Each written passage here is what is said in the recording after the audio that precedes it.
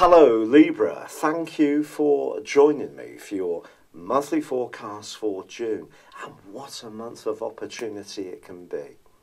Of course, since the turn of the year, the huge amount of energy in the cardinal sign of Capricorn has really put the emphasis on home, emotions, and also a sense of security.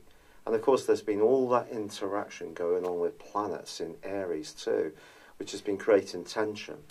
Well, the wonderful news as you enter this month is that Mars, the planet of desire, the planet of masculinity, the planet of instant gratification, the planet of the more passionate side of carousing, is in the most fabulous part of your scope and is going to stay in this location right throughout the month.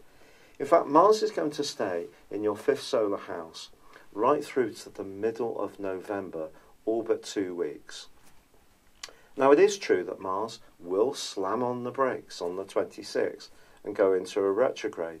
And like all retrogrades, that can lead to a bit of a limitation, changes of plan, things not quite flowing along as we would like. And Mars is also going to be in 2 other important contacts this month, which can throw up some challenges, but also I think they can just help to crystallise in your mind what you really need. So it's important for you, after all that emotionality earlier this year, to feel that you can be an individual, that you can demonstrate joy, passion, have fun, go out, socialise, and if you're looking for a romantic connection with someone, have the self-confidence that you're going to be coming across in a very alluring and attracting way, and there's every chance you can be. So that's the backstory to this month as far as Mars is concerned. But of course, the Sun is the most important planet of them all. In fact, it's a luminary. And the luminary that is the Sun, the heart of our universe, is also in a fabulous location for you as June begins. It's in your 9th solar house, which is all about adventurism, expansion. It's in your sister sign, sister air sign of Gemini, so the triplicity of air is emphasised. So that's about expansion, it's about being more spontaneous, it's about breaking out of any kind of straitjacket that you may have experienced so far this year. And Mercury, the planet of communication, is also in its home zone of Gemini in the first half of this month. Of course, it also rules Mercury. But for you, Mercury being in Gemini is just superb because it helps to raise in your consciousness your love of knowledge, your love of travel, your love of justice, natural justice, or any other, philosophy, history. All these things can really be activated in a very intense way. But the Sun, from the 3rd through till the 10th, is going to be squaring up with Neptune. Now, Neptune has been a bit of a bane for Librans, and remember, I've got the Libran ascendant from the 2012, when Neptune moved into the sector of sacrifice, of work, of health. So it can be quite a draining influence here, and it can create that scenario where you always feel that you've got to be looking out for other people. So if the Sun and Mercury are in an area which is to do with escapism, and Neptune isn't, you can see that there could be some guilt that you're going to be generating in yourself across that week if there are particular obligations that are cloying, that stop you from going off and being the free spirit that the stars are really asking you to be. How do you deal with this? Well, of course, it's all about trying to find proportion and balance, something that we can relate hugely to. Neptune, however, can distort the reality. So it's going to be important that you're not putting a guilt trip on yourself that's not really there, or that you're not still reinforcing your boundaries, which I think has been a hugely important part of your journey this year, to not necessarily just always be a people pleaser and be readily there to support others. It's about saying, hey, you've got needs as well. But go careful, because if anyone asks you to do anything, the good egg side of your nature can come out, but soon enough you could be an exhausted battery hen if you're not careful. So make sure you keep those boundaries very much in place. Your ruler Venus for the first half of this month is in a very visible location. Great if you want to cultivate job opportunities, get to know people in local societies or influential types. But it is in an opposition from the 4th to the 12th with Pluto. When these two go face to face, oh my word, it's one of the most important aspects of desire, because Venus and Pluto are both in different ways about what we want. Pluto, of course, is about more ruthless desire, something that's very, very deep down inside of us. Venus is more glamorous, charming, and it's more flattering. But if you do encounter an individual who's laying it on with a trowel about how they're going to do this to help you, could be professionally, or how they're going to support you emotionally, or it could be in a romantic context if you're single, someone who just seems to understand exactly what all your needs are. Wonderful. Cling on to them tight if they're genuine. But if they're not genuine, go careful, because it's possible that they may have quite a strong agenda. It may not be incredibly hidden, it might be. It depends on the person involved, but just proceed with a bit of caution across those days too. Now, it's also true that there is a gorgeous link between Neptune and Jupiter throughout this month. Now, of course, Jupiter's in your sector of resources and your self-worth. So if you do something for this month for someone who isn't going through a very easy time, and you do it with a willing and open heart, you could find it to be a very uplifting experience. That sacrifice will be good for you, but it's got to be given willingly. If it's assumed, then it can really get your heckles up. However, on the 13th, there's some big stuff. We have the new moon, which is wonderful if you're booking a holiday, going off on an adventure for the following month. You may be really heading out and doing something a bit more daring.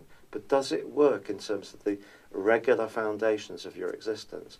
And if you are going to push the boundaries, make sure also you feel secure about it. I think that's the lesson of this new moon. Mercury also climbs into the sign of Cancer. Now, Mercury in Cancer is complex. Cancer is watery, of course, but it's also cardinal. Mercury is about logic, it's about communication. Now, this transit, which is going to go on to the end of the month, is also going to see an opposition with Pluto from the 21st to the 24th. So it's short, but it could be very much to do with a conversation where someone may want you to do more professionally just at a time when you may need to want to protect the basis of your world. That could be tough, some kind of intense exchange. Discussion, someone could be very persuasive, they could be very demanding. Just be conscious of this. However, Venus, your ruler, also moves into one of the best locations possible, and its transit, which begins on the 14th through the sign of Leo, is just magical stuff. This is about, if you're single, getting out, mixing and mingling, using your natural skills of cultivation in a positive way. Your ability to get along with lots of different types of people, be very gracious. It's great for that. But there is an influence I've not yet told you about, and that's Mars's opposition with the North Node. The North Node, the point of destiny, went into your sector of friendship and long-term future plans last May 2017. Being there since, it's ingressing, goes backwards. So it's going to be moving into Cancer later this year. But for you, it is in opposition with Mars, suggesting that the desires that Mars is going to be shaken up within you need to be tempered with how you get on with others in a wider sense, but more to do with your friendship group, I feel. But in a romantic context, if you're with someone who you can't really see a future with, Venus moving into this area and its opposition with Mars from the 18th to the 28th is one you should take very seriously, because this month can rekindle your love of you, and that's brilliant. It can also remind you of just how many talents, skills and the flair you have, the artistry you have, your ability to get on with so many different types of people in so many ways. So if you are in a tough relationship which is not really nurturing you in the way you want or nourishing you, the opposition across those days could be a challenge. Now, it could be a relationship is pretty good, but the sex isn't working at the moment. Or it could be that one of you has different needs in this regard. Or it may be that someone's going to be a bit grumpier than normal, and that's out of kilter with your need to interact in a more sensitive way. Then again, of course, if you're a Libran who can be more assertive, maybe it's you who's going to be standing up for your rights in a more robust way. But a relationship that needs better balance comes under the astral spotlight across those days. I can't hide or mask that fact. Now, on the 21st, the Sun does move into the sign of Cancer too. So it moves right to the top of your situation, and it's going to make you think about your role in life. And all that Neptune stuff that's been going on for some time, and all the stuff going on at the very heart of your world, your foundations, your emotional stuff, suggests that whatever you do, it has to feel comfortable, it has to feel right. Just going for a job because it's more status, more money, is not going to be enough for you. But there is a real pinch point that occurs on the 28th, and that is when there is a full moon in the sign of Capricorn, but it's going to be side by side with Saturn. If there is something in your world, an obligation or responsibility, and it could be linked to your family, which is preventing you from going for the type of success and fulfillment in life that you feel that you really deserve or have the ability to pursue, it could be profoundly frustrating as this month draws to a close. With Mars also slamming on the brakes on the 26th, you could just go into a little bit of a sense that even though it's been a wonderful month with so much sparkle, vibrancy, vivaciousness, that still there are those patterns coming through that it seems that you have to carry a load. But you know, there are choices, Libra, and that is down to you. So I've said in this forecast, it's important to keep reinforcing your boundaries. And it's the same is true for me too.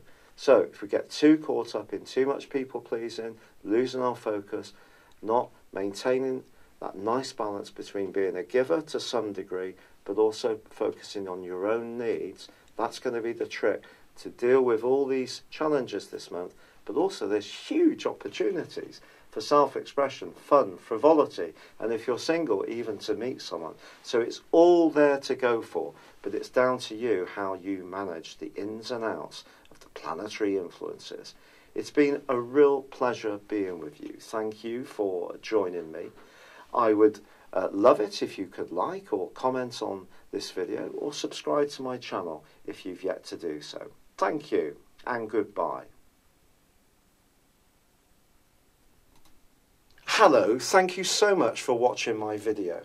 I'd love you to join me at my Horoscope Ace app. You can find this at www.horoscope-ace.com. You can use it through Android, iOS, Apple or Facebook.